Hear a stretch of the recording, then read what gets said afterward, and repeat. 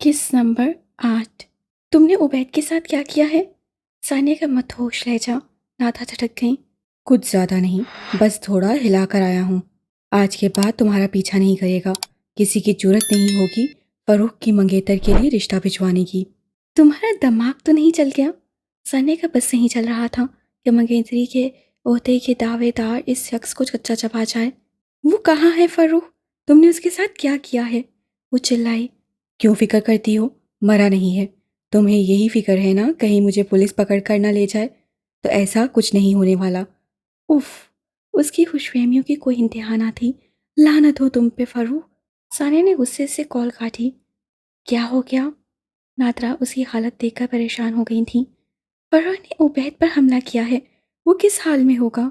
सानिया के हाथ पांव ठंडे हो रहे थे। पीली रंगत, लबालब आंसू से भरी आंखें, दिल की तड़प। वो बार बार नंबर मिलाती, मसलसल बड़बड़ा रही थी। अगर उबैद को कुछ भी हुआ तो मैं उस कमीने को छोड़ूंगी नहीं। खुदकुशी से तो नहीं मरा, मेरे हाथों मरेगा। नादरा हाथ मिलती तशवीश से बेटी का चेहरा देख रही थी। फरूख को उबैद का किस्से बताया। जहन के किसी कोशे में सवाल कलबला रहा था। अम्मी, वो फ़ोन नहीं उठा रहा। वो बिलक बिलक कर रो पड़ी। क्या हुआ? नीम जागी, नीम सोई दादी बड़बड़ाई। सानिया के रोने की आवाज़ बाहर तक आ रही थी। या अल्लाह है, नादरा बाहर निकलो, कोई देखो, सानिया क्यों रो रही है? उनकी धाइयाँ सुनने वाला कोई ना था। अम्मी, मुझे जाना होगा। मायूस होकर वो माँ की तरफ पलटी। कहाँ? मुझे पता है वो कहाँ रहता है। वो ना भी हुआ तो किसी से पता कर लूँगी। नादरा मुतबस्सिब सी उसे देखने लगी। अम्मी, सानिया ने उनके दोनों हाथ पकड़े। उसका अपने घर वालों से कोई राब्ता नहीं और ये भी पता नहीं कि वो किस हाल में है। तो जाकर उसके घर वालों को बताओ, वो पता कर लें। तुम्हारा इस तरह जाना ठीक नहीं। दादा ने फुकलाए हुए अंदाज में सही मशवरा दिया। तभी दादी दीवारों और फर्नीचर के आसरे लड़खड़ाती कामती चली आईं। क्या हुआ सानी को? इतनी ऊंची आवाज़ में क्यों रो रही है? उनके चेहरे पर परेशानी, पोती के लिए मोहब्बत और तशवीश सब मौजूद था, जो दोनों को दिखाई न दिया। सानिया माँ के हाथ छोड़कर तेजी से बाहर निकल गई और नादरा ने अपनी परेशानी दादी पर निकाल दी। वो आपकी नवासी की जान को रो रही है। अब उसने क्या कर दिया? दादी सटपटाई। उबैद पर हमला किया है। अल्लाह करे हाथों से ही किया हो, कहीं चाकू वाकू ना मार दिया हो। वो क्यों करेगा? उसकी उबैद से क्या दुश्मनी? दादी के सर पर से गुजर गई। उबैद ने सानिया के लिए रिश्ते की बात की थी, बस इसी बात की तप निकाली है। सानिया के रिश्ते की बात है? वो कब हुई? दादी हक्का बक्का। नादरा सटपटा गई।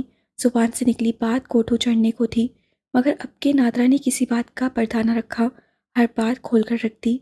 सानिया की पसंदीदगी भी बता दी। दादी ने पहले कुर्सी पकड़ी, फिर बैठी और आखिर में लंबे लंबे सांस लेने लगी। पोती ने मोहब्बत का खेल बाला ही बाला रचा लिया था। वो तो बस कोशिशें ही करती रह गई। क्या हुआ? चुप क्यों लग गई? दमे का दौरा तो नहीं पड़ने वाला? नादरा इतनी लंबी चुप और मसलसल सांसों के उतार चढ़ाव पे घबरा ही गई। दादी अब भी चुप रहीं। सारी जिंदगी आप लोगों ने हमारी परवाह नहीं की, पर ईमानदारी से बताएं, फरूख और उबैद को साथ खड़ा करके देखें। सानिया के लिए कौन बेहतर है? फरूख अपना खून है, अपना मारेगा तो छाँव में डालेगा। जैसे मुहावरे एक तरफ रखकर उन्होंने दोनों को तसव्वुर की आंख से साथ खड़ा देखा। तालीम, शख्सियत, आमदनी, हर चीज़ में उबैद ने फरूख को पुछाड़ दिया था। सुलझा हुआ, बातमीज़ ख़ानदान, इजाफी नंबर थे। फिर भी उन्होंने दिल की तसल्ली और खून की कशिश के ज़ेर असर मिनमिनाती आवाज़ में कमज़ोर सा दिफा किया। अपना मार छाऊं तो फिर सुन ले। नादा चमक कर बोली। वो सानिया है, सानिया। कोई मार कर छाँव में डालेगा तो उसे वहीं दफन करके आएगी। घने दूर तक फैले सायादार दरख्त तले उन्होंने फरूख समेत ना जाने किस किस की कब्रें देखकर बड़े जोर से झुर्री ली। वो खामोशी से अपनी हर ख्वाहिश से दस्तबरदार हो गई। उबैद ने पहली बार अपने बाप को रोते देखा। जवान बेटे को उठाते वो कई बार गिरे थे। इतनी उम्र तो ना थी, मगर चंद लम्हों में बुढ़ापा आ गया था। फिर लोग जमा हुए। फैसल को भनक पड़ी। शुक्र था कि हड्डी बस्ती बच गई थी, अगरचा अंदरूनी चोटें बहुत थीं और चेहरे पर जख्म भी थे। अब्बू प्लीज़ रोना तो बंद करें। वो अब होश में था। ड्रिप लगी थी और बाप को देखकर उसकी तकलीफ मज़ीद बढ़ रही थी। अंकल प्लीज़, उबैद परेशान हो रहा है, फैसल ने कहा तो तौफीक खुद को संभालने की खातिर कमरे से निकल गए। तभी फैसल को खुलकर बात करने का मौका मिला। तुम रिपोर्ट नहीं करवा रहे? क्यों उबैद? अब्बू को पता ना चले वो कौन था। उसे बोलने में दिक्कत हो रही थी। अपना हाल देखो। फैसल ने दांत पीसे। मोहब्बत अमर होने वाली है, मेरा रकीब पैदा हो गया है, वो बतबताया। यानी इतनी मार खाकर भी बदमजा ना हुआ था। अमर का तो पता नहीं, लूली लंगड़ी जरूर हो जाती। फैसल को ताव आ गया। उबैद ने लब भींच लिए। काश वो उसकी बात पर खुलकर हंस सकता। सानिया ने घर में दाखिल होने तक भी उसका नंबर डायल करना नहीं छोड़ा था। मसलसल बेल जा रही थी मगर उठा नहीं रहा था। फिर किसी ने कॉल रिसीव कर ली। सानिया के कदम लाउंज के दरवाजे में ही रुक गए। वहां बैठकर पढ़ती हुई इरम ने सर उठाकर देखा और सानिया को देखकर परेशान सी हो गई, जो कह रही थी, उबैद, उबैद तुम ठीक तो हो ना? जवाब दो, बोलो ना, मेरी सांस बंद हो जाएगी। इरम तीर की तरह उठकर पास आए। कॉल करने वाले की आवाज़ में कैसा दर्द, कैसी तड़प थी। तौफीक साहब ने गहरी सांस भरी। उन्हें अंदाजा हुआ सैकड़ों बार वाइब्रेट होने वाले मोबाइल पर कॉल कौन कर रहा था। बस फुर्सत और ध्यान अब क्या था कि उबैद का मोबाइल उनकी जेब में था। वो अब ठीक है बेटी? सानिया जरा सा सटपटाई, फिर तेजी से पूछने लगी, अंकल वो कहाँ है? हॉस्पिटल में। अंकल एक बार मेरी बात करवा दें, सानिया ने मुल्तजी अंदाज में कहा। इरम ने उसका बाजू दबोचा। उबैद को क्या हुआ है? मैं करवाता हूँ। सानिया ने तौफीक की बात सुनकर इरम को देखा। इरम की हालत उससे ज़्यादा मुख्तलिफ ना थी। बोलो सानिया, क्या हुआ मेरे भाई को? इरम ने उसे झंझोड़ डाला। छोटा सा हादसा हुआ है, वो अब ठीक है। अंकल उसके पास है। कैसा हादसा, कहाँ है वो? इरम का जिस्म खौफ से ठंडा पड़ गया। तभी सानिया की समात से उबैद की आवाज़ टकराई। वो तड़प ही उठी। तौफीक उबैद को उसका मोबाइल देकर दोबारा बाहर चले गए थे। उबैद, वो उसका नाम लेते ही रो पड़ी। क्या हुआ? तुम ठीक तो हो ना? मुझे तुम्हारे पास आना है, तुम्हें देखना है। तुम्हें किसने बताया? उसी जलील इंसान का फोन आया था, मैं उसकी जान ले लूंगी। ऐसी बातें मत करो, मैं ठीक हूँ, उबैद ने तसल्ली करवाई। मुझे हॉस्पिटल आना है। इसकी जरूरत नहीं है, डॉक्टर्स डिस्चार्ज कर रहे हैं। मेरी भी बात करवा दो। सानिया ने चौंक कर इरम को देखा। वो भूल ही गई थी कि इस वक्त इरम के घर में मौजूद है। लो, आराम से बात करो। सानिया ने गहरी सांस लेकर मोबाइल इरम को दे दिया। वो हाल पूछने की बजाय रो ही पड़ी। उबैद का दिल भर आया। उसके प्यारे उसकी वजह से किस कदर तकलीफ में थे। वो उसे तसल्ली देने लगा। इरम की एक ही रट थी, घर वापस आ जाओ। उबैद को वादा करना ही पड़ा। सानिया और इरम एक साथ थीं। दिल को दहाड़ सी हुई। इरम ने कॉल काटने के बाद डुबडुबाई आंखों से सानिया को देखा। आंखें जो पहले ही बरस बरस कर सुर्ख हो गई थीं। फिर उसका हाथ पकड़ लिया। मुझे बताओ सानी, मेरे भाई पर क्या गुजरी? वही पुराना लहजा। वो उसका हाथ पकड़कर सोफे पर आ बैठी तो सानिया धीरे धीरे उसे सारी बात बताने लगी। उफ, एक ही पल में सब परेशान हो गए हैं। अम्मी को पता चला तो ना जाने उन पे क्या गुजरेगी। उबैद ने मोबाइल एक तरफ डाल दिया।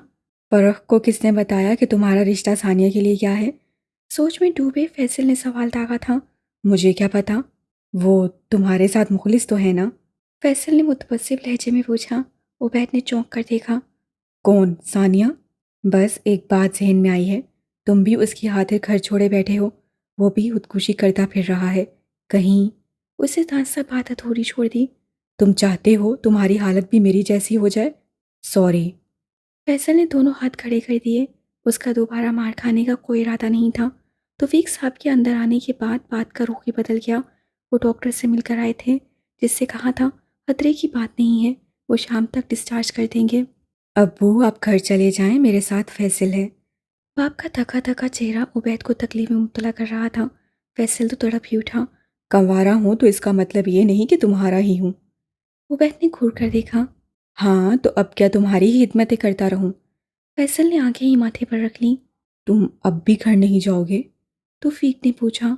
बाद में आ जाऊंगा, अभी मेरी हालत देखकर अम्मी परेशान होंगी। उबैद ने नसें चुराईं। वो अब भी तड़प रही हैं। फैसल हाथों और आंखों से परेशान इशारे करने लगा कि हाँ कर दे। हाँ, बल्कि तीनों का बहुत बुरा हाल है। तीनों? उबैद ने सवालिया अंदाज में उन्हें देखा। सानिया भी उनके साथ ही है। वो हल्का सा मुस्कुराए। अब तुम ठीक हो जाओ तो उसका रिश्ता मांगने चलते हैं। उबैद और फैसल दोनों ने बेयकीनी सुने देखा। अब्बू आप सच कह रहे हैं? तौफीक ने इस बात में सर हिलाया और बाहर की तरफ रुख कर लिया। अंदर कहीं कुछ छुपा था। वो माँ की तड़प का सुनकर नहीं, सानिया के रिश्ते का सुनकर घर आने को तैयार हुआ था। ओह यार, ये तो कमाल हो गया। जोश में फैसल ने उसे इसी हालत में झप्पी डाल ली। उसका जोर जोर चिल्लाया। मारे डर के फैसल उसे छोड़कर दरवाजे में जा खड़ा हुआ। उल्लू का पट्टा है तू। सॉरी यार, वो बस जोश में। फैसल शर्मिंदा हो गया। दोनों बाजू फैलाए वो गोल गोल घूम रही थी, जैसे महफिल रक्स हो, जैसे किसी वश में हो। मोहब्बत की जीत का दिन था। सेलिब्रेशन तो बनती थी। नीला आसमान सब्ज कपड़ों वाली पर झुका आ रहा था, जैसे तकदीर मेहरबान हो रही हो, जैसे किस्मत की देवी ने झुककर माथे पर बोसा दिया हो। इरम इस वश में आए वजूद को देखकर महबूद सी रह गई। भूल गई छत पर करने क्या आई थी। फिर वो रुकी, लड़खड़ाई और जहाँ खड़ी थी वहीं मोम की गुड़िया की तरह पिघल गई। इरम ने दरमियान में हायल मंडेर फैलांगी और बेदम वजूद को बाहों में भर लिया। सानिया ने सर उठाया, फिर जोर से हंसी। तुम मुझे 3-4 नजर आ रही हो, बता दो असल वाली कौन हो? बदतमीज, ये क्या पागलपन था? इरम ने उसके चकराते सर पर चिपत लगाई। वही पुराना लबो लहजा, वही बेराया हंसी, जैसे दरमियान में कोई कदूरत कोई अदावत आई ही ना हो। वो उबैद के मन का मोती थी। उन्होंने कीमती समझ कर संभाल लिया था। आने वाला वक्त किसने देखा था? आज को कबूल करना बेहतर था। खुश हो? वो मंडेर के साथ बिछी सीट पर बैठी थीं। शाम के रंग गहरे हो रहे थे और खर्चा फिजा अब भी गर्म थी, मगर एयर कूलर का रुख ऐन उनकी तरफ था। खुशी तो बहुत छोटा लफ्ज़ है। तुम जानती ही नहीं कि उबैद मेरे लिए क्या है। वैसे तुम लोगों का रवैया कैसे बदला जब उबैद की तुम्हारे लिए मोहब्बत देखी? इरम ने अपने उड़ते बाल समेटे। मोहब्बत को तो तुम लोगों ने घास भी नहीं डाली। शायद उसकी जिद के सामने हार मान ली हो। उसका मकसद तंज करना नहीं था, मगर बदले हाथ की आदत भी न जाती थी। I am sorry Sania. Iram ने उसका हाथ पकड़ा। मैं जानती हूँ इस रिश्ते के होने से पहले ही बहुत बदमज़गी हो गई है, मगर हम पुरानी बातें भूल जाएंगे। क्या इसमें तुम लोगों की खुशी भी शामिल है? यकीन करो, हमारे दिल में अब कुछ भी नहीं है। हम पूरी खुशी और मान के साथ तुम्हें अपने घर ले जाएंगे। सानिया मुस्कुराई। ये सब पहले भी ना होता, बस तुम्हारे ख्यालात। इरम ने दांत से जुमला छोड़ दिया। हम पुरानी बातें भूल नहीं सकते? सानिया ने बेचारगी से पूछा तो इरम ने हंसते हुए माथे पर उंगली फेरकर दूर फेंकने का इशारा किया। हम तो भूल भी चुके। तो कब आ रहे हो? बहुत जल्द, बस उबैद चलने फिरने के काबिल हो जाए। शुक्र है कोई सीरियस इंजरी नहीं हुई। दोनों की बातों में गहरी होती शाम तारीकी का रूप धारने लगी। सुहेल ने घर में हंगामा उठा दिया था। उसे झगड़े का पता चल गया था। ऊपर से राबिया की मत मारी गई जो पूछ बैठी। उबैद तो ठीक है। तुझे बड़ा पता है उबैद का। आसवा काट खाने को दौड़ी। सगे देवर की हैरियत पूछने की बजाय बहन के यार की हैरियत पूछ रही है, बदमाश। शर्म और गैरत से राबिया का चेहरा सफ़ेद पड़ गया। तुम तो अंदर जाओ। उसको मनसे से हटाने के सिवा सुहेल के पास कोई चारा ना था। राबिया ने भी खिसकने में ही आफियत समझी। ये लड़का इस चंडाल के इश्क में ना जाने किस किस को मारेगा। अम्मा, उसको समझाएं और शुक्र करें कि पुलिस केस नहीं बना। सुहेल माँ के पास बैठा।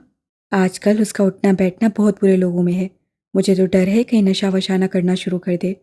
आसवा का मुंह खुल गया। वो जिद में आ गया है, कुछ ना कुछ कर बैठेगा। मेरी माँ ने तो किसी भी तरह सानिया का रिश्ता ले आए। सुहेल सच में घबरा गया था। हम तो गए थे, उससे खुद इनकार किया है। बड़ी तेज लड़की है, बाप से भी नहीं डरती। शबीर कई बार मेरे सामने रो पड़ा है। अब चाहे मिन्नत करें या जो भी करें, लेकिन एक बात याद रखें, ये लड़का खुद मरेगा या किसी को मारेगा, नुकसान दोनों सूरतों में हमारे घर का है। सुहेल ने आसफा को अच्छी तरह टहला दिया था। फरूख का तो ये हाल था कि घर में किसी की शक्ल देखना भी गवारा ना था। कोई नजर भी आ जाता तो मुंह फेर कर कमरे में चला जाता। दफ्तर जाता था या नहीं, किसी को कुछ पता नहीं था। वो तासुब से हाथ मलती रहीं। अब करें भी तो क्या? फरूख। वो उसके पीछे कमरे तक चली आई। फरूख ने दरवाज़ा खोलकर उसमें कुछ रख दिया। क्या वो देख नहीं पाई? फरूख, मुझसे कुछ मत छुपाना। बताओ तुमने किसको मारा है? जॉन से नहीं मारा जो इतना परेशान हो रही हैं। रूखा फीका लहजा। अपनी बेवा माँ पे रहम करो, दर्द खाओ। वो रूहान सी हो गई। मेरी बेवा माँ तो इतनी कमज़ोर बेबस नहीं है। सानिया को बदनाम करने के लिए पूरा मोहल्ला घूम आती है। उससे अलमारी खोलकर टी शर्ट खींची। मैं उसे बदनाम क्यों करूँगी? तुम्हें माँ पर इतबार ही नहीं है। पर वो ऐन उनके सामने आ खड़ा हुआ। इतबार उस दिन करूँगा जब अपनी आंखों से कुछ देखूंगा। सानिया में खोट हुआ तो कभी नाम भी नहीं लूँगा। लेकिन जब तक मेरा दिल उसके हक में गवाही देता है, वो मेरी है। वो मुकम्मल करके रुका नहीं था। वॉशरूम में जाकर दरवाज़ा ज़ोर से बंद किया। आसफ़ा बेहद बेबसी से बंद दरवाजे को देखती रहीं। चंद लम्हों में अंदर से पानी गिरने और शावर खुलने की आवाज़ आने लगी। हल्के से तजस्सुस से आगे बढ़कर आसफ़ा ने दराज खोली। उनका दिल धक से रह गया। दराज में पिस्तौल थी। वो एक बार फिर उन सबके सामने सरापा सवाल बनी बैठी थी। लहजे में वो बेचारी उदासी थी कि दादी का दिल तड़प ही गया, मगर अब हकीकत सामने थी। अब बेटी का साथ भी देती तो क्यों? बस टुकर टुकर शबीर का मुंह देखती रहीं, जो शर्मिंदा से सर झुकाए बैठे थे। आपा, मेरे बस में है ही क्या? मेरी तो औलाद भी मेरे काबू में नहीं। वो लड़का मुझे जीने नहीं देगा। अम्मा, कुछ बोल क्यों नहीं रही? आसफा ने माँ से मदद चाही। उन्होंने बोलने को मुंह खोला ही था कि नादरा बोल उठी। आपा, वो बात तो खत्म हो गई। हम वैसे भी सानिया का रिश्ता कहीं और करने वाले हैं। शबीर ने चौंक कर नादरा को देखा। ये किस रिश्ते की बात थी जिससे वो अला इल्म थे? हाँ, अब नए सिलसिले जो शुरू हो गए हैं। दादी बुड़बड़ाई। उसी रिश्ते वाले का सर फाड़ आया है। फरूख नहीं होने देगा। पागल हो रहा है, कुछ कर बैठेगा। आसफा ने धाई थी। ये किस रिश्ते की बात हो रही है? शबीर ने नादरा को देखते सवाल किया। वो नसें चुरा गईं। आसफा, फरूख को समझाओ, ज़बरदस्ती रिश्ते नहीं होते। अब दौर बदल गया है, पहले की तरह नहीं है कि माँ बाप ने जहाँ रिश्ता कर दिया, लड़की ने चुपचाप सर झुका दिया। नादरा को पहली बार अपनी सास अच्छी लगी। तो फिर मैं क्या करूं? मुझे भी तो कुछ बताओ। आसफा ने रोना शुरू कर दिया। पहली बार सच्चे और बेराया आंसू बिना किसी रुकावट उनके चेहरे पर बहते चले गए, और अगला लम्हा उससे ज़्यादा जज्बाती और तकलीफदेह था जब उन्होंने अपना दुपट्टा उतार कर भाई के पैरों में डाल दिया। बस क्या बताऊं, अच्छे हाथ फिल्मी सीन चल रहे हैं। उबैद के साथ बात करते करते उसने कान से मोबाइल हटा दिया। शुबीर, आसफा और नादरा कमरे में दाखिल हो रहे थे। उफ, एक नया मरहला। सानी ने सीधे होकर दुपट्टा ठीक करते कॉल काट दी। ये मेरी बहन है, माँ की जगह है। शबीर का लहजा आंसुओं से बोझल था, आवाज में हल्की सी लर्जिश। सारी जिंदगी मैंने इनकी इज्जत माँ की तरह ही की है। आज अपना दुपट्टा सर से पैरों पर डाल दिया। मैं तो जीते जी मर ही गया। मैं इन्हें मायूस नहीं कर सकता सानिया, मेरी लाज रख लेना। वो रोते हुए कमरे से बाहर निकल गए। एक लम्हे को तो सानिया का दिल पिघल ही गया। काश वो अच्छी बेटी बन सकती। आसमा ने उसे करीब बैठकर झट से झप्पी डाल ली। सानिया की सांस घुटकर रह गई। मेरी प्यारी बेटी, कोई खैर तो नहीं हो? मेरी जान, मेरी भतीजी हो। कोई गिला शिकवा दिल में है तो कह दो, मैं सारी शिकायतें दूर कर दूंगी। नादरा ने माथे पर हाथ मारा। सानिया ने खुद को बामुश्किल छुड़ाया और जरा पीछे खिसकी। क्या हुआ पप्पू, इतनी मोहब्बत? इतनी मोहब्बत तो कभी बचपन में भी नहीं जताई थी। तुम्हारे लिए जान देता फिर रहा है। सारी जिंदगी पलकों पर बिठाएगा। राज करोगी राज। और क्या चाहिए? मैंने तो ये भी सोच लिया है, ऊपर नई मंजिल बनवाऊंगी। तुम दोनों वहां रहना सुकून से। सानिया ने फन में उचकाकर माँ को देखा, फिर इत्मीनान से बोली, इसकी जरूरत नहीं है फूफो। मैं फिर भी फरूख से शादी नहीं करूंगी। आसफा का रंग उड़ गया। बेबसी की इंतहा थी कि उन्होंने सानिया के सामने हाथ जोड़ दिए। सानिया, मुझ पर रहम करो। जो शर्त रखनी है रख लो। मैं अपना बेटा नहीं खो सकती। सानिया खामोशी से उनकी सुनती रही, फिर आगे झुककर आहिस्तगी से उनके दोनों हाथ अपने हाथों में लिए बोली। वो लहजा मध्यम और उदास था। मेरी प्यारी फूफो जान, वक्त भी क्या क्या रंग दिखाता है। आपने सारी जिंदगी हमसे, हमारी माँ से माफिया ही मंगवाई हैं। आज खुद हाथ जोड़ दिए। आसवा को चुप लग गई। बेख्तियार नजरें अपने हाथों पर गई। जुड़े हुए हाथ। किसके सामने? सानिया के सामने। बहुत बुरा लगता है इस तरह किसी के सामने हाथ जोड़ना। आप भी मत करें फुप्पो, मुझे अच्छा नहीं लग रहा। आसवा ने हाथ खींच लिए। उन्हें लगा पुष्पा नादरा उन पर हंस रही हैं, हालांकि वो तो हक्का बक्का टुकर टुकर मकाफाते अमल देख रही थी। और इतना ही बुरा मुझे आपका बेटा लगता है, इसलिए उससे शादी नहीं कर सकती। माफ़ कर दी मुझे। सानिया ने खिलाफे मिजाज बेहद नरमी मगर कतई अंदाज में बात कर दी। तो फिर उसे अपने प्यार के जाल में क्यों फंसाया? मैंने कहाँ फंसाया? मुंह पर करवा ले जो मैंने उससे कोई बात भी की हो। अब खत्म भी करें आपा। जब नहीं मानती तो क्या ज़बरदस्ती करेंगे? नादा ने बात लपेटनी चाहिए। वैसे भी फूफो, आपको तो चाहिए राफिया जैसी मासूम, बेसर, गालियाँ खाकर भी चुप रहने वाली बेजुबान गाय। लेकिन मैं तो ऐसी बिल्कुल नहीं हूँ। मैं तो चाहते ही आपके बेटे को लेकर अलग हो जाऊंगी। फिर क्या करेंगी? बेटे की शक्ल देखने से भी जाएंगी, क्योंकि सब कहते हैं कि मैं आप पर गई हूँ। हाय क्या मासूम लहजा, क्या हकीकत पसंदी थी। वो सियाने क्या कहते हैं, माँ बेटी दो साथ, पुप्पी भतीजी एक साथ। दांत पीसते नादरा ने दोनों हाथ उठाकर उसे चुप रहने का इशारा किया। तभी आसवा झटके से खड़ी हुई। नादरा के हाथ हवा में ही मौलिक रह गए। आसवा की आंखें बदल चुकी थीं, जिनमें कमजोरी बेचारगी सब गायब थी। अब वो एक माँ की आंखें नहीं थीं, उनमें बला की काट थी। ऐसी काट कि नादरा को अपना वजूद दो लख्त होता महसूस हुआ। बाहर बैठे शबीर और दादी ने बड़ी उम्मीद से बाहर निकलती बेटी को देखा और बुझ कर रह गए। आसवा शोला चवाला बनी घर से निकल गई थीं। तुम्हारी जुबान क्या आगे अंधक है, आराम से भी तो बात कर सकती थी। नादरा को होल उठने लगे। अम्मी मैंने बहुत आराम से बात की है। सानी ने एहतजाज किया। आराम आराम से सब कुछ ही सुना गई। मुझे तो राबे की फिक्र हो रही है। तुम्हारा बाप और दादी भी यूं सर डाले बैठे हैं जैसे कोई मर गया हो। उन सब के अरमान मर गए हैं। उन सबको अपने हाल पर छोड़ दें। और रही राबिया, उससे कहें अपने घर के मसले खुद हल करे। उसे आराम से हाथ हिलाकर मक्खी उड़ाई। हालांकि अंदर से फिक्र उसे भी थी, मगर फितरत थी कि फिक्र जाहिर नहीं करनी। एक एक कदम अंगारों पर रखती वो घर आई। एहसास तौहीन से सीना सुलग रहा था। दिल में ख्याल था कि चाहते ही सब कुछ फरूख को बताएंगी, मगर दिमाग ने हाथ पकड़ लिया। वो यकीन करेगा। वो खुद को ठंडा करने लगी। राबिया ने उन्हें घर आते देख लिया था। जल्दी से फालसे का शरबत बना लाई। उसे बिल्कुल भी खबर ना थी कि वो कहाँ से आई हैं। फूफो शरबत ले ले, आज गर्मी भी तो बहुत है। आसमा ने जिस निगाह से राबिया को देखा वो सहम ही गई, मगर आसमा जब बोली तो लहजा नॉर्मल ही था। रख दो। राबिया ने जग ग्लास रखा और खामोशी से चली गई। आसमा ने उसे जाते देखा, फिर अपने हाथों को। ये हाथ तुम्हारे सामने जोड़े थे भतीजी, अब इन्हीं से तुम्हारा गला दबाऊंगी। तुमने सच ही कहा था, पुप्पी भतीजी एक साथ। उनका दिमाग बड़ी तेजी से उछाड़ पिछाड़ करने लगा। तुम्हारी जुर्रत को सलाम है, वरना तुम्हारी पुप्पो को देखकर ही घबराहट होने लगती है। उबैद अभी अभी नहा कर निकला था। तबीयत भी बेहतर थी, इससे लहजा तरोताज़ा और चेहरे पर बशाशत थी। जो डर गया वो मर गया। मैं तो वैसे भी आदी हो गई हूँ। सानी ने गहरी सांस खींची। वो इतनी लापरवाह तो नहीं थी कि घर का माहौल उस पर भी असरअंदाज होता था। अब्बा घर ना थे, दादी अटूंटी कटूंटी लिए पड़ी रहती। राबिया की तरफ अभी तक तो रावी चैन ही चैन लिखता था। वो चुप सादे बैठी थी। लगता है उनकी समझ में मेरी बात आ गई है, सानी ने दिल में सोचा था। तुम क्या कर रहे हो? मिठाई लेने जा रहा हूँ। मिठाई किस लिए? सानी ने रवानी में ही पूछा। तुम्हारे फुप्पो के घर भिजवानी है, अपनी और तुम्हारी मंगनी की। वो मायले बाशरारत हुआ। सानिया एकदम सीधी हुई। क्या कहे जा रहे हो? जाने मन, आज मेरे घर वाले तुम्हारे घर रिश्ता लेकर आ रहे हैं, ताकि तुम्हारी फुप्पो के चक्कर हमेशा के लिए खत्म हो सके। तुमने मुझे बताया ही नहीं। बंदे ने कोई तैयारी करनी होती है। सानिया के हाथ पैर फूल गए।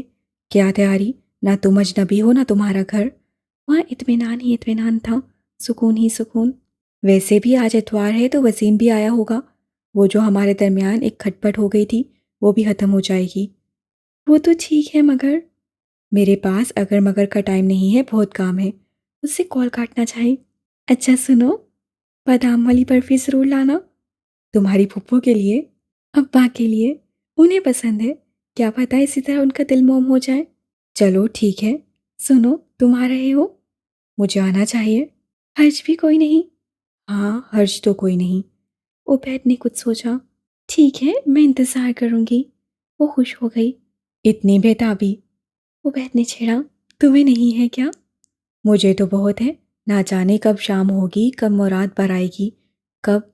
अच्छा बस मुझे तैयारी करनी है। सानी ने हंसते हंसते कॉल काट दी। उसके लहजे की खुशी उबैद के दिल को शाद कर गई। बहुत जल्द इस माहौल से निकाल लूँगा, फिर दुनिया का कोई गम तुम्हारे करीब नहीं आने दूंगा। ये मेरा तुमसे वादा है सानिया। उससे खुद से अहद किया था। बाहर आसे आवाज़ें दे रही थीं। उबैद बाहर आ गया। उबैद, कब मिठाई लेकर आओगे? कब हम लोग जाएंगे? उबैद ने हैरत से सामने पहले साजो सामान को देखा। कपड़े, ज्वेलरी, जूते और ना जाने क्या क्या, सब सलीके से पैक था। दोनों इरम और आसिया सुबह से बाजार गई थीं। नाप का तो कोई मसला ही नहीं था। पसंद नापसंद का भी बखूबी अंदाज़ा था। नाप इरम और सानिया का एक ही था, तो हर चीज़ आला और सानिया की पसंद के मुताबिक। अम्मी इतना एहतमाम, शादी के लिए जा रही हैं? चूड़ियों को तरतीब से रखती इरम ने मुस्कुराकर भाई को देखा। शादी पर तो इससे कहीं ज़्यादा एहतमाम होगा। हाँ, अल्लाह वो वक्त तो लाए। आसिया मुस्कुराई। ये सब तो सानिया के लिए है। मैं नहीं चाहती उसके दिल में कोई हल्का सा ख्याल भी आए। हाँ भाई, जब उसे बहू मान ही लिया तो फिर इस रिश्ते पर ज़रा सी खराश, ज़रा सी शिकन भी नहीं आनी चाहिए। तौफीक साहब भी तैयार होकर आ गए। उबैद के दिल में तमानियत का एहसास मज़ीद गहरा हो गया। उबैद देखो कैसी है। इरम अंगूठी लेकर पास आ गई। तुमने पसंद की है तो अच्छी ही होगी। उसे इरम के सर पर चिपत लगाई। वैसे रिंग तो मेरे पास थी। ऐसा कहते हुए उबैद के लहजे में हल्की सी झिझक आई। वो तुम रोनुमाई पर दे देना, ये तो मैं लाई हूं ना अपनी बहू के लिए। आसिया ने छेड़ा। मैं मिठाई ले आता हूँ। उबैद मुस्कुराहट दबाता बाहर निकल गया। आसिया ने गहरी सांस ली। आपके माथे की शिकन वहां नजर नहीं आनी चाहिए। तौफीक साहब ने देख लिया था। नहीं आएगी, लेकिन इंसान हूँ, रोबोट तो नहीं। दिल में खलिश तो है ना। अपने दिल की जाने दो आसिया, बस बेटे के दिल की फिक्र करो। तौफीक साहब के लहजे में भी थकन सी उतर गई। इरम ने बारी बारी दोनों का चेहरा देखा। अम्मी अब्बू बस करे ना, हमने फैसला किया था, अब उदास नहीं होना। उदास तो नहीं है बेटा। दोनों ने अपने तासुरात बदले। इरम को हंसी आ गई। आसमा के पास कोसर बैठी थी, उनके मायके की सहेली। अक्सर ही चली आती। आज शरबत आसमा ने बनाया था। बहू कहाँ है? घर सूना सूना था और काम आसमा कर रही थी। आसमा के जवाब देने से पहले ही उन्हें याद आ गया। अच्छा अच्छा, मायके गई होगी, आखिर बहन का रिश्ता होने जा रहा है। आसमा पूरी तरह चूंकी। तुम क्यों नहीं गई? अकलौती फुप्पो हो। किसका रिश्ता? सानिया का। वो मिली थी इरम और आसिया बाजार से, लतीफ़ बंदी जा रही थी। कहने लगी उबैद का रिश्ता करने जा रही हूँ। आसार तो मंगनी के लग रहे थे। हैरत है तुम्हें नहीं पता। बात करते करते कोसर को अचानक ध्यान आया कि मायके घर की तकरीब और आसवा के बगैर ये मुमकिन ही कहाँ था। आसवा बुत बनी बैठी थी। ना हूँ ना हाँ। लेकिन आसवा, तुमने क्यों ना फरूख के लिए भाई से रिश्ता मांगा? पहला हक तो तुम्हारा ही था ना। कोसर को अंदाजा भी नहीं था। उसे नादानस्तगी में आसवा की दुखती रग पर हाथ रख दिया था और उससे भी ज़्यादा फरूख की। दरवाजे में खड़े फरूख को देखकर आसवा के कदमों तले से ज़मीन निकल गई। फरूख का रंग बेयकीनी से उड़ा हुआ था। वो तेज़ी से मुड़ा। आसवा उतनी ही तेज़ी से खड़ी हुई। क्या हुआ? इतना सब बोलकर प्यास सुलगना ही थी। कोसर ने शरबत का ग्लास उठाया। अरे पी लिया शरबत तो अब जाओ भी, या मेरे ही कान खाती जाओगी। यूं बिगड़ कर बोली। ये कोसर ने गिलास पकड़ा और खड़ी हो गई। नहीं तो ना सही, साफ कहो भाई ने रिश्ता ही नहीं दिया। हाँ नहीं दिया, तो क्या अब तुम्हारे घर रिश्ता लेकर आ जाऊं? आसवा बिगड़ कर बोली। हाँ हम तो जैसे राह ही देख रहे हैं। लो, बैठे बैठे दिमाग ही खराब कर दिया। वो भगती जगती चली गई। और दिमाग तो खराब हुआ था फरूख का, जिससे कमरे की कोई चीज़ सलामत न छोड़ी थी। इस तरह मत करो फरूख, अपना ही नुकसान करोगे, किसी का क्या जाएगा। आसमा मिनती करके थक गई। सोहेल भी घर पर नहीं था। वो राबिया को लेकर डॉक्टर के पास गया था, जिसकी तबीयत कई दिनों से गिरी गिरी सी थी। मैं किसी को नहीं छोड़ूंगा, एक एक को देख लूंगा। कोई भी मुझसे सानिया को छीन नहीं सकता। मैं क्या करूं? मैं दूसरी बार अपने भाई और अम्मा के सामने झोली फैला कर आई हूँ। अपना दुपट्टा तक उतार कर पैरों पर रख दिया था। और क्या करूं? आसवा रो पड़ी। इससे ज्यादा औलाद ने क्या मजबूर करना था। मामू और नानी, उन्होंने कुछ नहीं कहा। उनकी कौन सुनता है। अब तुमने कहना है माँ झूठ बोल रही है। सानिया के सामने हाथ जोड़े थे। वो साकत सा माँ को देखने लगा। उनके आंसू और लहजा आज झूठ ना बोलता था। सानिया की मर्जी नहीं है तभी तो उबैद का रिश्ता कबूल कर लिया।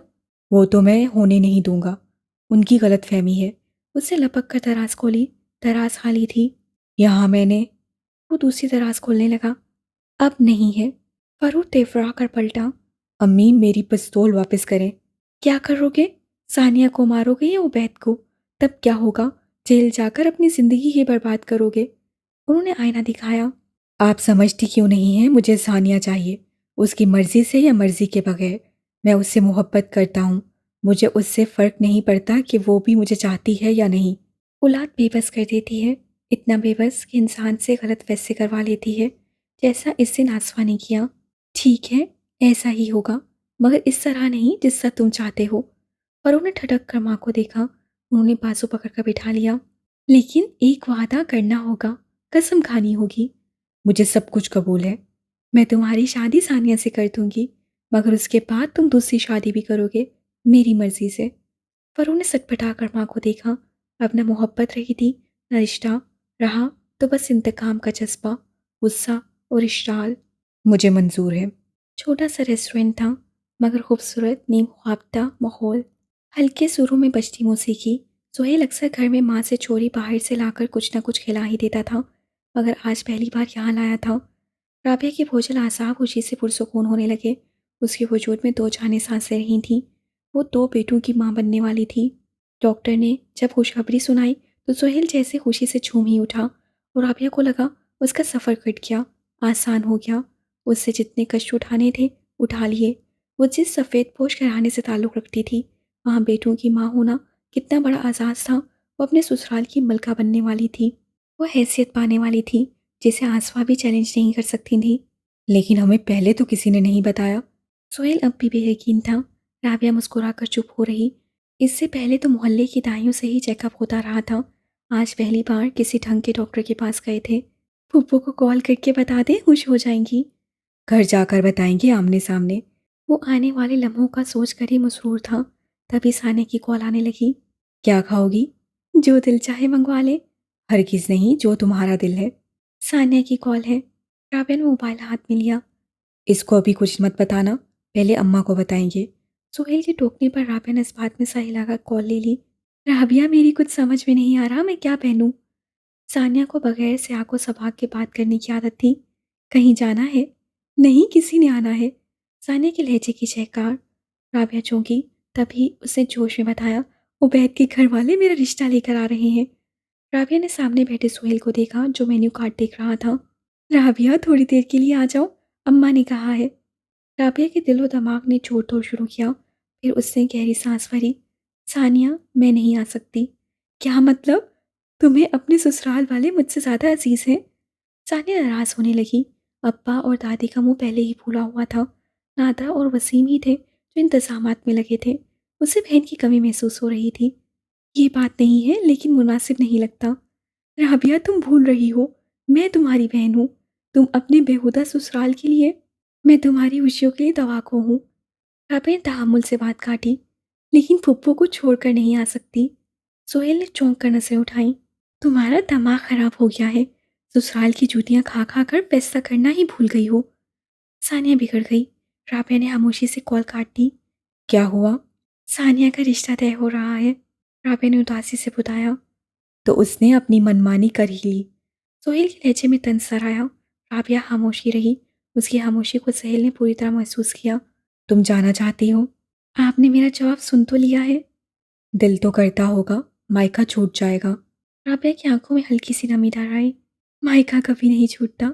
आज नाराज होंगे, कल फिर गले लगा लेंगे, मगर ससुराल, वो कुर्बानियों से अपना बनता है। मैं, मेरी औलाद, आप और आपके घर वाले अब एक फैमिली हैं। मैं आप लोगों से अलग नहीं हूँ। आप लोगों को छोड़कर कैसे जा सकती हूँ? उसका मध्यम दिल में उतरता धोखी सा लहजा। सुहेल मुतासिर सा हो गया। इख्तियार अपना हाथ उसके हाथ पर रख दिया। बस इतना यकीन दिला दे, कभी साथ नहीं छोड़ेंगे, हमेशा मेरे साथ खड़े रहेंगे, कभी दुख नहीं देंगे। कोई इतनी प्यारी बीवी को कैसे दुख दे सकता है? मैं बहुत खुश नसीब हूँ राबिया। वेटर उनके सर पर आ खड़ा हुआ तो सोहेल ने उसे ऑर्डर लिखवाना शुरू कर दिया। राबिया ने अफसरदगी से सामने बैठे शोर को देखा। मैं अच्छी तरह जानती हूँ, आज अगर मैं फुप्पो के बगैर चली गई तो फिर सारी ज़िंदगी घर में जगह नहीं मिलेगी। मुझे अपने घर और होने वाली औलाद के लिए सब्र की ये सिल अपने सीने पर धरनी होगी, क्योंकि खून के रिश्ते कभी नहीं टूटते, मगर कागज़ पर लिखा मेरा और तुम्हारा रिश्ता बहुत आसानी से मिट जाएगा। दादी का स्त्रीशुदा जोड़ा पास पड़ा था और वो पसीने में भीगी अटुआंटी कोटवांटी लिए बैठी थी। दादी, खुदा का वास्ता है, कपड़े तब्दील कर ले। सानी ने झुंझला कर मिन्नत की। दादी को इस घर में कितने स्त्रीशुदा जोड़े मिलते रहे हैं, उन्हें सब खबर है। दादी छल भुन कर बोली। दादी, कभी तो हमारी खुशी में खुश हो जाया करे। वो दबे दबे लहजे में चिल्ला उठी। खुश थी, सोचा था फरूख को समझा भी लूँगी और आसफा को भी, पर इस बार जो बेइज्जती तुमने मेरी बेटी की है, वो मैं दिल से नहीं निकाल सकती। उन्होंने गुलूगीर लहजे में शिकवा किया। हाँ, तुम मत किया करें बेइज्जती करवाने वाले काम। सनी ने दांत पीसे। अब से वसीम आ गया। सानिया तुम अंदर जाओ। सानिया खामोशी से अंदर चली गई। वही तो इस वक्त सबसे बड़ी सपोर्ट था। नादरा से कहा, बस घर की सफाई सुथराई पर जोर दें, खाना वाना बाहर से मंगवा लूँगा। दादी को भी बाहों में लेकर कपड़े बदलने पर आमादा कर लिया। हाँ ठीक है, बदल लूँगी, कंघी चोटी भी कर लूँगी, पहले अपने बाप को मना कर तो ले आओ। वसीम गहरी सांस लेकर खड़ा हो गया। सुना था शरीके नाराज़ होते हैं, रिश्ते नाते शादी ब्याह पर। यहाँ घर में ही शरीका बन गया था। सानिया कमरे में आई तो मोबाइल पर आए फरूख के मैसेज ने मज़ीद मूड ख़राब कर दिया। तुम सिर्फ मेरी हो, किसी और की हो जाओगी सोचना भी मत। उफ, मुसीबत ही गले पड़ गई है। सानिया झुंझला गई, फिर सोच समझकर तहम्मुल से मैसेज किया। देखो फरूख, ये रिश्ता मेरे घर वालों की मर्ज़ी से हो रहा है और रिश्ते वही अच्छे होते हैं जिनमें घर वालों की खुशी और मर्ज़ी शामिल हो। तुम भी मुझे भूल जाओ और फूफो की पसंद की लड़की से शादी कर लो, खुश रहोगे। उससे मैसेज करके मोबाइल एक तरफ डाल दिया। अब वो सुकून से तैयार होना चाहती थी। अब्बा खुदा के लिए बस करें, जो कुछ हो रहा है खुशी खुशी होने दें। यकीन करें उबैद फ़रोज़ से कहीं ज़्यादा अच्छा है।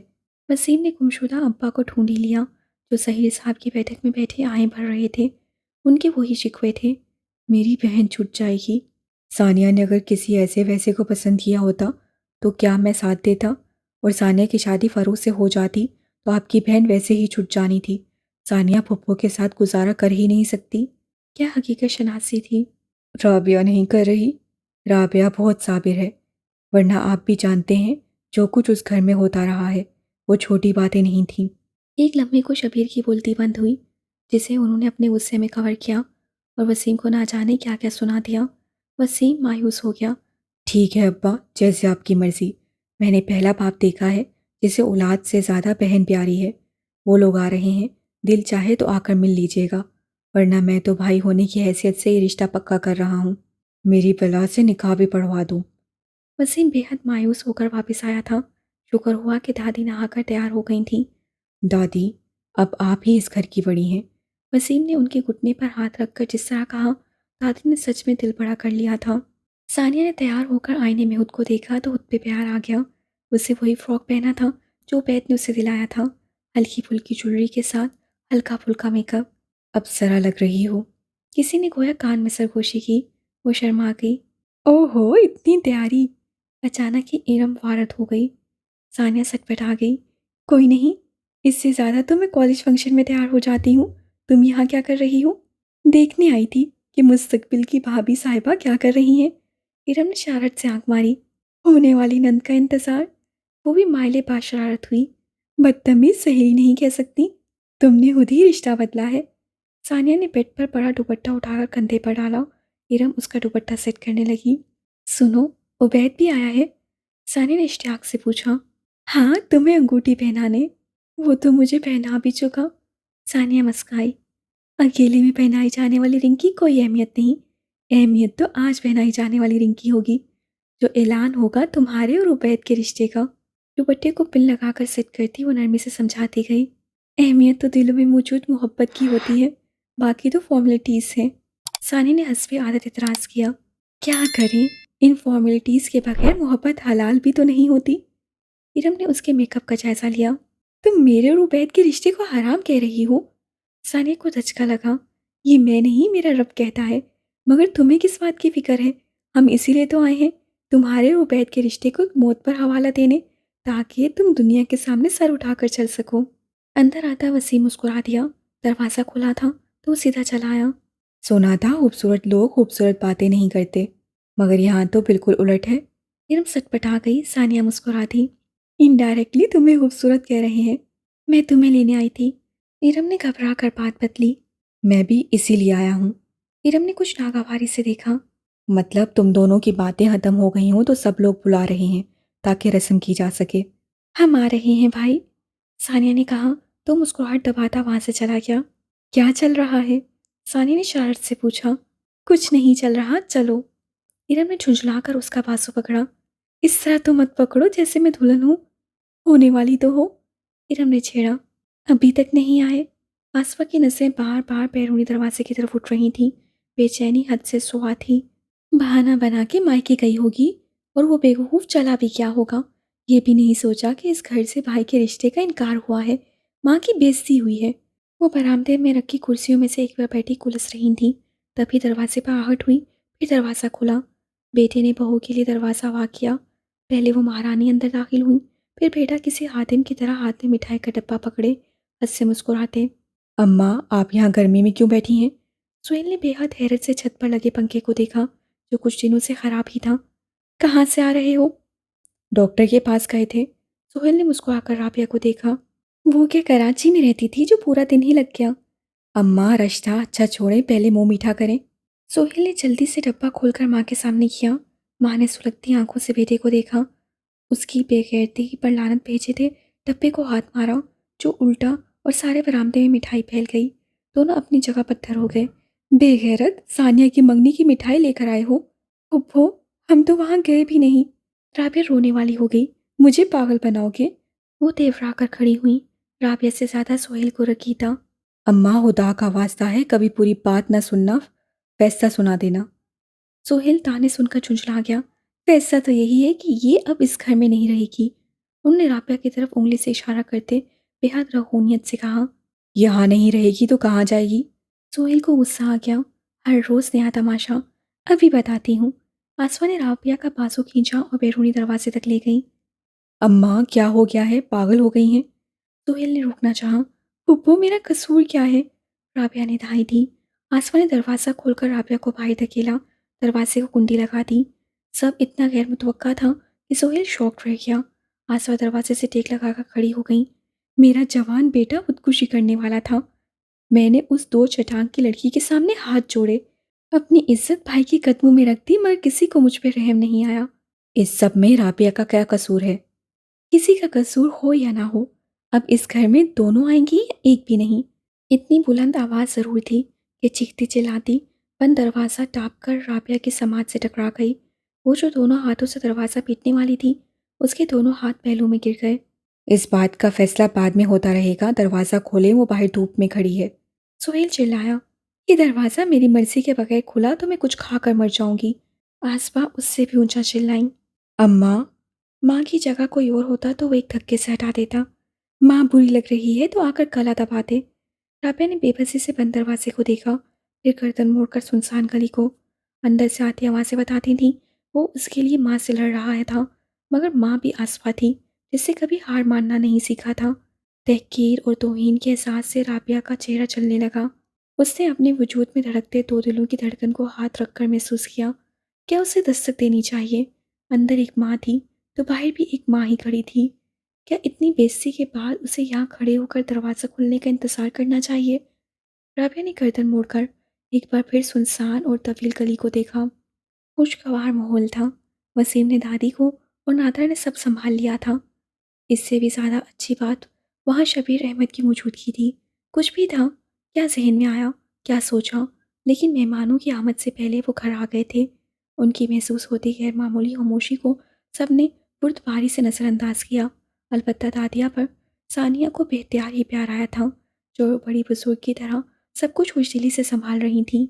वसीम ने उबैद को गले लगाकर गुज़िश्ता रवैये पर मासत की थी, हालांकि वो हक बजाने भी था। तभी इरम सानिया को लेकर आ गई। उबैद ने अपनी पुरशौक निगाहों को संभाला, जो बार बार उस परी रूह की तरफ उठ गई थी। ये मोहब्बत के मिलने का एजाज था कि वो हसीन नहीं, हसीन तर लग रही थी। आसिया ने प्यार से गले लगाकर माथा चूमा। तौफीक साहब ने खड़े होकर सर पर हाथ रखा। नादरा के दिल में सुकून उतर आया तो आंखों में नमी। काश मेरी राबिया, हर इंसान अपनी बेटी के लिए यही कदरदानी और बेसराई ही तो चाहता है। इजाज़त हो तो उबैद अंगूठी पहना दे। आसिया ने दादी का घुटना छूकर इजाज़त मांगी, जो खुजदिली से दे दी गई। शबीर ने बस बेदिली से सर हिलाया था। हाँ, नेक काम में देर क्यों? नादा ने कहा तो आसिया ने उबैद को इशारा किया। उठकर सानिया के पहलू में आ बैठा। कोई बहुत ही अनमोल लम्हा था जब सानिया ने अपना हाथ उबैद के हाथ में दिया, इससे पहले कि वो अंगूठी पहना था। लड़खड़ाती हुई राबिया ने ड्राइंग रूम में कदम रखा। सबके सब हक तक मुतखीर से उसे देखते रह गए। वो लड़खड़ाई तो वसीम ने उसे थाम कर कुर्सी पर बिठाया। राबिया, क्या हुआ? इस तरह क्यों आई हो? माँ का दिल होल गया। राबिया, क्या हुआ? शबीर ख्वास भागता हुए। इरम ने जल्दी से एक जूस का ग्लास उठाकर राबिया के लबों से लगाया, उसे दो घूंट लेकर हटा दिया। अब्बा, पुप्पो ने मुझे घर से निकाल दिया है। हाय मैं मर गई। क्यों निकाला है? राबिया ने अपना कलेजा थामा। राबिया की घूमती निगाह सामने बैठे उबैद पर रुकी। सानिया का हाथ और अंगूठी अभी तक उबैद के हाथ में थी। उन्होंने कहा है मेरे घर में दोनों आएंगी या एक भी नहीं। उसकी सरसराती आवाज़ ने सबको सुन कर दिया था।